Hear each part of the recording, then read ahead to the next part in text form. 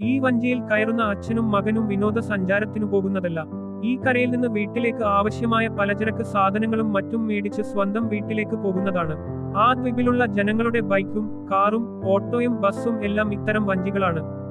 അവിടെയുള്ള 45 കുടുംബങ്ങളിലെ സ്കൂളിൽ പഠിക്കുന്ന കുട്ടികളും ജോലിക്ക് പോകുന്നവരും രോഗികൾ എന്തിന് വീട്ടിലേക്കുള്ള സാധനങ്ങൾ മേടിക്കാൻ പോലും വഞ്ചിയിൽ ആ കരയെത്തിയാൽ മാത്രമേ അവർക്ക് സ്കൂളിലോ ജോലിസ്ഥലത്തോ ആശുപത്രി എന്തിന് കടയിൽ പോലും പോകാൻ സാധിക്കുകയുള്ളൂ.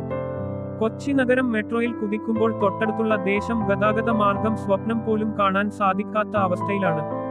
മരട് വളന്തകാട് തുരുത്തിലെ ജനങ്ങളാണ് ഈ ദുരിതം അനുഭവിക്കുന്നത്. ആ കാണുന്ന ദ്വീപാണ് വളന്തകാട്. എറണാകുളം ജില്ലയുടെ ഓക്സിജന് പാർലർ എന്നു വിളിക്കപ്പെടുന്ന സ്ഥലം കൊച്ചിയിലെ നെട്ടൂരിന് സമീപമാണ് സ്ഥിതി ചെയ്യുന്നത്. 2019-ൽ അന്നത്തെ MLA ആയിരുന്ന M സൂരജിന്റെ നേതൃത്വത്തിൽ CPM സർക്കാർ പാലത്തിന്റെ നിർമ്മാണം ആരംഭിച്ചു. 1.5 വർഷം കൊണ്ട് പണി പൂർത്തിയാകുമെന്ന് പ്രഖ്യാപിച്ച പാലം തൂണുകളിലും കമ്പികളിലും ഒതുങ്ങിയിരിക്കുകയാണ്. 2025 ആയിട്ടും ഈ പാലം നിലം തൊട്ടിട്ടില്ല. ഇതുവരെ ഈ പാലം നിർമ്മിക്കാൻ ആകെ 4 കോടി രൂപ ചിലവായി. ഈ പാലം പണി തീർക്കാൻ ഇനിയും 4 കോടി രൂപ ഇനിയും വേണമെന്നാണ് ഈ പാലം പണിത CPM സർക്കാർ പറയുന്നത്. ഒരു റോഡ് എന്ന ആവശ്യവും ഇവിടെ പരിഹാരമായിട്ടില്ല.